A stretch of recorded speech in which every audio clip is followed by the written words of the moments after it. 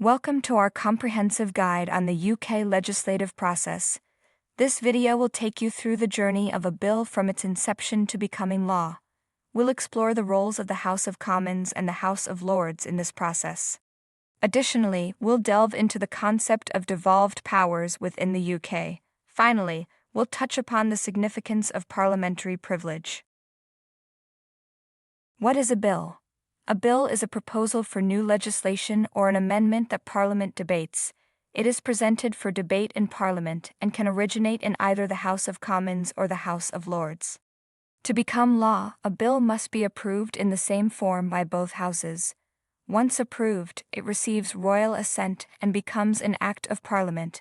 Bills are the cornerstone of the legislative process. Statutes, also known as Acts of Parliament, are laws enacted by the UK Parliament. Every statute begins as a bill, introduced in either the House of Commons or the House of Lords.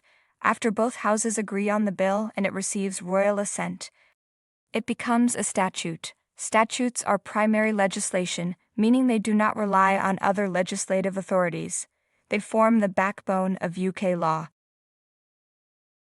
The passage of a bill through Parliament involves several stages.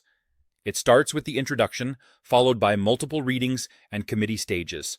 Each stage serves a distinct purpose, from initial presentation to detailed examination. The process ensures thorough scrutiny and debate. Understanding these stages is crucial to comprehending how laws are made in the UK. The first reading is the initial stage of a bill's journey in the House of Commons. It is largely a formality, with no debate taking place. The bill's short title is read out, and an order is made for it to be printed. This stage marks the bill's formal introduction to Parliament. The next step is the second reading, where the bill's principles are debated.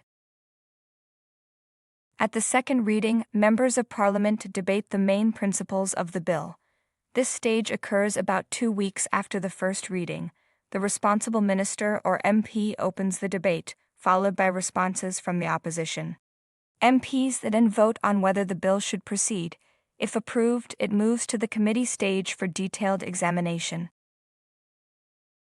The committee stage involves a detailed examination of the bill. It usually begins a couple of weeks after the second reading. Most bills are reviewed by a public bill committee. The committee can take evidence from experts and interest groups. Amendments are proposed and voted on by committee members during this stage. During the report stage, MPs have the opportunity to consider further amendments to the bill. This stage occurs on the floor of the House and allows all MPs to participate. The debates can be lengthy for complex bills. Amendments and new clauses can be suggested by any MP. The report stage is followed by the third reading. The third reading is the final chance for the House of Commons to debate the bill. It usually takes place immediately after the report stage. Debate is typically short and focused on the bill's contents. No further amendments can be made at this stage. Once approved, the bill moves to the House of Lords for further consideration. In the House of Lords, the first reading is a formality similar to the Commons. The bill's long title is read out, and it is printed. This stage does not involve any debate. It marks the bill's formal introduction to the Lords. The next stage is the second reading, where the bill's principles are discussed. The second reading in the House of Lords allows members to debate the bill's key principles. Members who wish to speak add their names to a speaker's list. The debate is opened by the responsible minister or spokesperson. Any member can contribute to the discussion. After the debate, the bill proceeds to the committee stage. During the committee stage in the Lords, the bill undergoes a line-by-line examination. Members can propose amendments and discuss each clause in detail.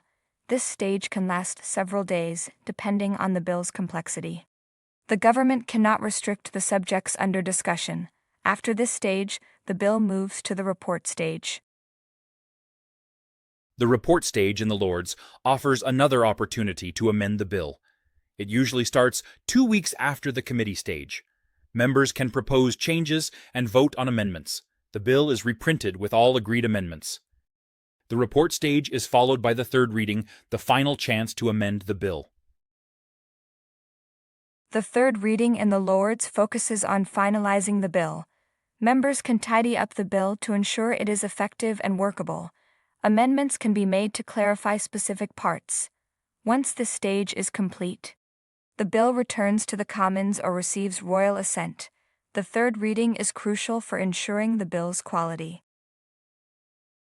After both houses have completed their readings, the bill returns to the originating house for consideration of amendments.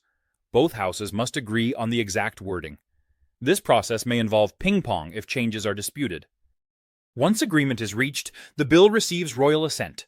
This stage ensures consensus on the bill's final form. What is royal assent?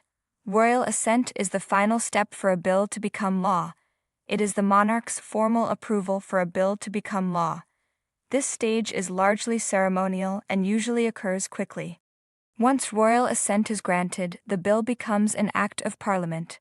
The legislation can then be implemented as law. Devolution involves the transfer of powers from the UK Parliament to regional governments. Scotland, Wales, and Northern Ireland have their own legislatures with varying degrees of power. Devolution allows for localized decision-making. It brings government closer to the people and enhances democratic accountability. Understanding devolution is key to grasping the UK's political landscape. The Scottish Parliament has powers over areas such as education, health, and justice. The Scotland Acts of 1998 and 2012 outline these powers. Reserved matters remain under the UK Parliament's control. The Scottish Parliament can also manage certain taxes and borrowing. Devolution empowers Scotland to address local needs effectively. Wales has a devolved government with powers over transport, health, and education.